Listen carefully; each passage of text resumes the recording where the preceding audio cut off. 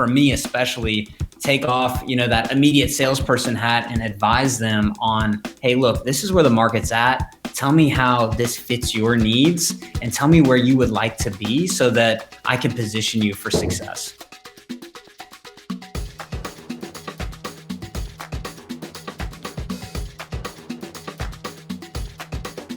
Hello, agentpreneurs, and welcome back to the Daily List Report. As you saw, we've got one of my favorite guests and a regular back on the show, Jonathan Spears. He is with Scenic Sotheby's International, the Spears Group. Jonathan Spears, the Spears Group. They're on the Emerald Coast in Florida. And we've got some links below to the past episodes that we've done together. Man, he's done some really cool stuff there and sold some pretty amazing homes. And so definitely check out those past episodes. He's back on the show today, and we're going to talk about really the transition in the market. We're coming into springtime right now. There's a lot happening with vaccinations. There's still no inventory. There's just a lot of moving parts, and it's an interesting puzzle as many of us across the country start to sort of get out and about a little bit more than we have over the past year. A couple things while I've got you here. One is Jonathan M. Spears on Instagram, so definitely check that out and give him a follow. He's got a beautiful, beautiful family and a recent baby as well, which is pretty cool. So congrats to him and his wife.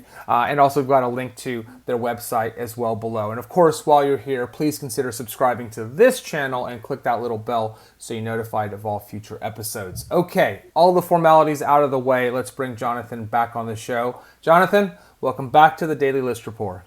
Hey, thank you so much for having me. Glad to be here and looking forward to talking with you guys today. Oh, absolutely. Jonathan, I want to say something real quick. We were talking about this just a moment ago, right? Yeah. I feel so blessed. And when we talk about like doing social media and stuff, in like, let's say this YouTube show, I've gotten to meet such incredible people like yourself. And like you said, it just feels like we're just two friends talking together. And we have never met, right? And we will. That will change one of these days. We're going to play a round of golf and we're going to do some cool stuff. Yeah. But we've been able to build a friendship remotely, and I think that there's such power in that, in this medium. Right. No, absolutely. Yeah, and it's interesting too, it's fun because going into the pandemic last year, where we became extremely virtual, almost exclusively virtual, how do we still create relationships, even with body language and different aspects of the human connection, and being able to not only accomplish that, but get great at it over Zoom or any type of medium like FaceTime. It was critical and also a pivotal requirement to continuing in real estate success. So I'm thankful, and Randy, you make it so easy, especially on this podcast. So it's a lot of fun. Well, thank you. I appreciate it. That's very kind, Jonathan. So what we want to talk a little bit about today is, as I teed up, right? It's springtime. We're coming into what is typically a really interesting time for real estate, but there's a lot that's happening. So let's role play for maybe just a second here. I'm a buyer right now, okay? And I want to buy a vacation home in the Emerald Coast. Who wouldn't, right? And I call you up and I'm like, hey buddy, I'm ready to go. What are you telling me? What's going on right now? What's your message to me? Yeah, that's a great question. I think real estate success can be a culmination of curating an experience for both a buyer and a seller. And one area of our business that we are constantly on our heels on right now is inventory. And I know that everybody feels the same way, whether you're here in Florida or you're in another market, whether it's a second home or primary. Inventory seems to be the absolute pinch. For us, if I was fielding a buyer call that was telling me, hey, listen, I'm so excited, I want to get into your market, the first thing I'm just giving them a prelude on is inventory is going to be our biggest challenge. Tell me a little bit about what you want. Let's talk about that criteria. And let me also talk about how that's going to fit the mold of our market so that I set your expectation for success. Especially like we talked about earlier, if we're doing virtual showings, if there's a very specific property that they call me on, maybe it's one of my listings and they've got a high level of interest on that in particular, how do I set their expectations so that not only they've got a great experience, but they're positioned for success? And one thing that we often forget about, especially in a market like this, where the treadmill is just running and running and running, and we're used to trying to facilitate deals so quickly because of the competitive nature of the market, is a buyer that comes in right now may not be it may not be the right time for them to purchase. And so being able to discern that, and for me especially, take off, that immediate salesperson hat and advise them on, hey, look, this is where the market's at. Tell me how this fits your needs and tell me where you would like to be so that I can position you for success. I think that makes sense, right? I mean, no matter what, we have to have our buyers and our sellers' interests in mind. And if that means now, great. And if that means in the future, you have to be prepared to serve, and service may happen, over time, not necessarily in the moment. As you look, Jonathan, at the market right now, and you look at interest rates creeping up, you look at inflation, right, rearing its ugly head, you look at the inventory issue, what's going on right now? Do you think that things are going to start to subside and open up a little bit? What do you think is going to happen? We're all using our crystal ball here, right? No promises or guarantees or warranties implied, but what do you think is going to happen here over the next couple months? Well, when we look to the past and we think about, you nailed inflation in particular, we've seen a lot of inflation in real estate markets. If you take that down to a science of how a home is not only brought to market, but how it remains on market, how it's perceived on market, new construction is the lifeblood of the United States real estate market. And for us, we are seeing a huge pinch on new inventory. We talked about a Wall Street Journal article that came out saying that the US is 4 million homes short of demand for this calendar year, which is shocking, but then again, it's not. Typically in a market, sticks and bricks begin to depreciate over time, where the location's always appreciating or always left to be desired. In this particular market, the sticks and bricks are so difficult to replace, down to the appliances, which right now, Sub-Zero Wolf for us is almost a year out and delivering a new range or a new refrigerator. How does that existing inventory become absorbed or perceived to a prospective buyer? And the reality is that demand goes up tremendously, which is what jumps up prices. And so the cause and effect of inflation is far reaching. I think that, that inventory that's completely pinched at the moment is going to remain pinched, especially when we look at lumber prices that have not only skyrocketed, but they have continuously skyrocketed. And so it makes a developer stop and sort of scratch their head, who may be prepared with dirt that they've already developed to bring inventory to market. They're waiting, or they're looking for alternatives. Here in Florida, we've got stick frame construction, which is essentially 2x6 wood frame houses, or we've got concrete construction, which is a little bit more resistant to hurricanes and any type of natural disaster. It was usually a large delta between the two different products that would drive prices up. So if I'm building a beachfront house, which I know is likely the pinnacle sale in my market, I'm going to lean towards a higher quality of construction with concrete. Well, now with the way that prices have inflated, we've got a very small margin between the cost to build out of wood and even the cost of time waiting on wood versus building out of concrete. So you're starting to see segments of the market that are transformed, especially in the new development side. They're going to inherently affect values long term and also make the barrier of entry to product much higher. Well, you're right. And the other implication of this, of course, and I've been reading a little bit about this, is that because of the high cost of building, builders are building more expensive homes. They're building for the luxury market or the higher end of the market. And there is a dearth of inventory, in particular in the affordable home range. It's very hard to build a median price home right now, I would imagine, like almost impossible. Right. Well, if you look at benchmark profits of home builders on the median end sector, their profits are being slashed by their material prices. Yeah. And so inevitably the prices are getting driven up and buyers are getting pushed out of the market. And so that's probably the most concerning piece. For Spears Group and for our business here on the Emerald Coast, we do focus on the luxury segment of the market. And so the luxury segment of the market has continued to ascend and ascend and ascend. We've broken through glass ceilings that have existed in our market for decades, since the inception. And I think that will continue to happen as long as we've got this level of inflation and then also a low cost to borrow. And I think that's the other piece that kind of goes hand in hand with continued inflation is going to be interest rates. And so if we slowly see them creep up, I don't know that that's going to majorly affect us in the short term, but obviously in the long term, it's creating urgency on getting inventory now. And so again, that's what makes our job so interesting. And from a buyer standpoint, making sure we set that expectation so they understand how they could take advantage of the current market. Yeah, absolutely. And just as a quick reminder for all of you watching, right? Jonathan knows what he's talking about. These guys did $265 million in 2020 in sales, and well, you're certainly going to cross $1 billion in lifetime sales, right, this year, if you haven't already, I would imagine. How close are you?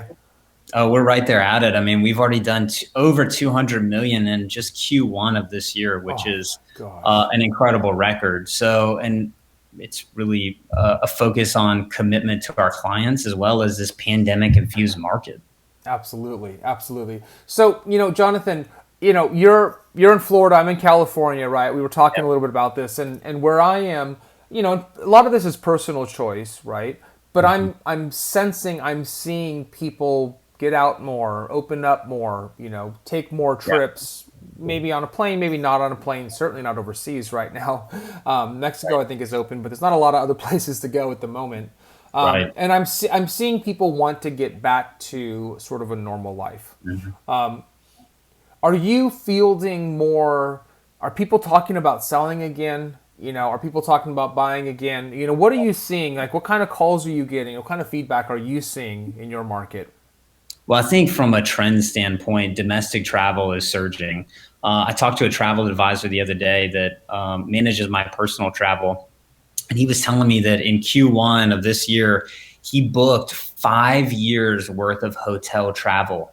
So typically in his business, he would have a 12-month period of demand that was consistent. And if we look back over the last decade, that's what he was comparing it to, which the last decade, I mean, people were traveling. And, pre-pandemic, it was very fluid. And so it was amazing to hear those types of results from his business. And when I think about that in the second home market, we're seeing that same surge of demand. Not only are rental properties, short-term rental properties in our area, which typically service a family for 7 days, they're at all-time high rates. So price per week, they're getting rates that they've never seen before. And they're also in a manner of filling a shoulder season that wasn't typically filled. And it's interesting. It's creating an incredible return for investors, but it's also a telltale sign that people are feeling much more free to get out and about, especially once these vaccines continue to take hold. I think I read that almost a quarter of the U.S. is already vaccinated. It's giving people basically a freedom to get out and about. Yeah, absolutely. And I think, I don't want to quote wrong numbers here either. I think that for adults, that might even be closing in on half of the population with at least one dose. And so that's pretty incredible.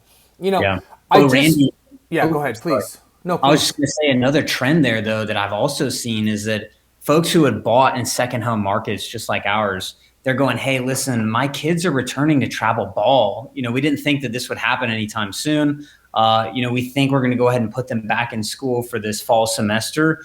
This may alleviate some of our pressure on inventory because people who purchased back during the pandemic purchased for a getaway, a retreat, something that was a safeguard against another national lockdown. Now we're starting to see them feel a little bit freer and return to normal lives. That could flush out inventory in our market in particular that, is not only much needed, but it changes the dynamic of the buyer and seller profiles.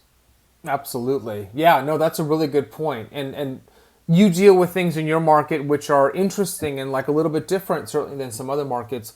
I just don't know, Jonathan. I just don't know how this issue resolves itself, right? We're millions of homes short of what we need. Rates, though they've crept up a bit, are still extremely low, but I need to be sensitive, right? At that sort of median price level or even below, that extra $50, that extra $70, it makes a real difference in someone's life and their ability to afford a home. And I'm looking at prospective sellers, and their issue is obvious, right? Where am I going to buy? If I sell, where am I going to go? And they want top dollar, but they don't want to then turn around and pay top dollar, right? So I just don't know what happens. Yeah, I mean, you think about a seller, especially in a primary market, typically a seller in a primary market is scaling up or they're scaling down. And during the pandemic, people sat around and they said, you know what? I'd really like to have a larger living room. I really wish I had that poster stamp backyard with a big, beautiful pool and a place that I can relax. And guess what? My life just changed. I'm going to be working from home at minimum part-time, but I may be working from home full time, and I've been just as productive as I would have typically been in an office. So I can work from anywhere. That's what spurred people to move in and out of properties within the last 12 months. Now that life's returning back to normal, I think it was JP Morgan that came out and said, hey, just expect us to be back in the office. We're most productive back in the office. Once it's safe for everybody to get there, there will be a return to a higher level of commercialization in terms of the workforce. So I think that will also affect how people decide to move. If somebody's moved out of market because they were working remotely, and now their employer's telling them, hey, listen, expect that by Q4 of this year, you're going to be returning home. It'll allow some alleviation of inventory, and then also a new cause for demand back in those urban markets that people fled during the pandemic. So I think, like you said, it's going to be an interesting case study moving forward and understanding how populations move. Yeah, no, it's going to be a really interesting case study. That's for sure. This is going to be studied probably for a very, Yeah. very long time. And I think you're right. The sort of the workplace dynamics are an interesting piece of this where, there was okay, everyone's going to work from home. And that's what we've done, right? And we've said Right. everybody can work from home indefinitely, really. Right. But then there's people who are like, okay, I got my routine, but I really want to see people again, Yeah. Yes. or maybe you think you don't, but then you go back and you see people and you forgot how nice it is to see people. So it is going to be interesting to see how these patterns sort of like maybe come back even. Right. And how they'll affect our supply and demand. I think that's probably the most interesting piece. You asked earlier, with a 4 million home deficit, how do we recover? And I think that, a sharp answer would be rising interest rates. Rising interest rates may cause that $4 million demand to move towards a rental piece. So I've got investors who are buying long-term rental properties and setting themselves up for success there, thinking that there's going to be a higher demand for rent. I think a rebound on jobs is going to come later this year, which may spur even more demand for purchasing housing, especially if interest rates continue to be tapered. So we'll see what happens moving forward. But I don't know. I think that $4 million deficit is going to be a hard one to overcome. Yeah, yeah, it is. It'll keep Especially us, when, just it'll keep for us busy. context, most people Yeah. watching this probably know this, right? But we're Yeah. talking on an average year, there's 5-ish million homes that are bought and sold, and about 500,000 new construction on top of that, roughly speaking. So, Right. that's a year's worth of inventory almost, behind. It's pretty crazy. Um, you know, let's touch on one other topic here, maybe before we wrap, Jonathan, which is, the thing that's on every agent's mind is how to get seller leads, how to get a seller to move Right. to sell their property. Yeah. What are you saying right now, or how are you creating that inventory, or what are you saying to sellers? So right now, I think it's the most competitive environment that we've ever been in. If a seller's paying attention to what's going on in the market, they're feeling very liberated that the self-sell FSBO Zillow model is going to work for them because they can save a little margin, and that their property's in such high demand that they don't necessarily need a professional. What Right. we've seen from sellers who've decided to go that route is frustration, a misunderstanding of the market, a miscalculation of value. So I think that our services are needed now more than ever. And what I've kind of trained my team to do in a very competitive environment is to focus so much on value and the value that we bring to the table, both based on track record in the market, 265 plus million in sales last year, but also a success formula that is not necessarily proprietary, but the way that we're able to implement it is going to yield the highest value for a prospective seller. I think right now there's also a heavy pressure on commissions. If it's so easy to go out and sell my house, why am I paying you a 6% Yes. commission? And so that's the conversation and dialogue that we've been role playing with our team, because that's a great, valid question. If I'm a seller and I'm thinking about how do I get the most value for my home, and why would I pay the highest price point on a commission in order to achieve that when I think I can do it myself? And it goes back to education and really case study in particular, understanding the market, explaining to them why their property may be priced at a certain range, and also a willingness to ask more in this particular market. Not necessarily making a habit of taking overpriced listings, but looking at the market and saying, okay, I've got a willingness to be a little bit more flexible on what we should list this at. And as long as I've educated you as a seller on where the market's at and the fact that we don't necessarily know exactly where it's going, we can establish a plan together that if we overprice it a little bit, we can always adjust. And if we overprice it a little bit and somebody absorbs it, we're pioneering and blazing a new trail in the market, which is something, as I mentioned earlier, these glass ceilings getting blown through consistently is happening. So this mental model that I've always taken on, which is a little more conservative in my pricing approach, I'm having to kind of relinquish that in order to satisfy this rapidly ascending market. Properties that transacted 90 days ago, their valuation may be more today. Even in our market, we're seeing home sales that happened 30 days ago. Somebody's willing to pay more for that product today based on what it is. Of course, on a very micro segment, but it's fascinating. It is fascinating. Just to that point, you're absolutely right. I've seen that, it's like price increases, it's pretty insane, things that you're just not used to seeing. Right. And I think just to your previous point about FSBOs and things like that is that, because there's such little inventory, and this is, has been said ad nauseum, right? But there are just so many offers on any given property, you really need an agent to help field all of those things, because let's just say that your house does go over market, doesn't mean it's going to appraise for that. You really have to choose the right buyer, right? And you have to advise them in the right way, because you don't want to, you have a duty, right, to these people. And Certainly. so, I think now more than ever that does make sense. I don't know how you handle the commission objection, so I'm curious, what are your tips on how to handle that one? In the past, it's just simply a willingness to walk away, right?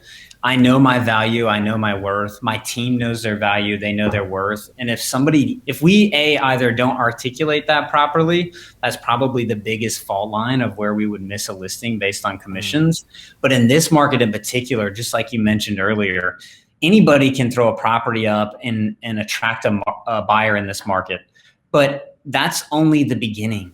Getting it across the finish line, the difference between attracting a buyer and getting it across a closing table where funds have transacted, that's a whole nother story. Appraisals in particular, not only are appraisals taking 2 to 3 times as long as they normally would, but they're also coming in low. And how do we take somebody by the hand, a local appraiser, and explain to them how we arrived at this value so that they understand that approach? Also, the credibility of our team in particular allows us that opportunity, because oftentimes, and especially in this COVID environment, appraisers don't want to talk to you. They don't want to see you. They don't want to talk to you. They want to focus on doing their job. And so being able to get in front of them and providing that value on behalf of the seller is critical to making sure that you're able to get a transaction across the finish line. Yeah, absolutely. Absolutely. Well, here's what I will say, maybe as we wrap up here, Jonathan, is, regardless of what happens with the real estate market, I'm optimistic and I'm happy to see that the country can get back into action and people can get back to work. That's, I think, the biggest story here of this year that I think I'm most excited about. Yeah, completely agree with you, and thankful. We're very fortunate, and we don't take that for granted. No, we don't. We don't. We're lucky. We're all lucky to do what we do every day, right? It's not easy if you're at the top of the food chain or at the bottom of the food chain, but we're blessed to be able to do what we do. And I'm fortunate and grateful to be able to have people like you come on this show and talk with me and all of our agentpreneurs about this stuff. So thank you, Jonathan, as always, for doing that. My pleasure. Thank you for having me. All right. We'll talk to you again real soon, Jonathan. Thanks, Randy. Well, there you have it, team. Another great episode with Jonathan, talking about what's happening in the market. There's a lot of moving parts. There's just a lot that's happening right now. And, we can all be thankful and grateful that we're on a positive path right now. I don't know what's going to happen with the inventory situation, but as Jonathan mentioned, there's a lot of things that are going to happen which may impact that. We'll keep a close eye on inflation for sure. And we'll continue to report on all of these things. I hope today was helpful to all of you. And until tomorrow, be safe, be healthy, be happy, and we'll see you soon. Bye.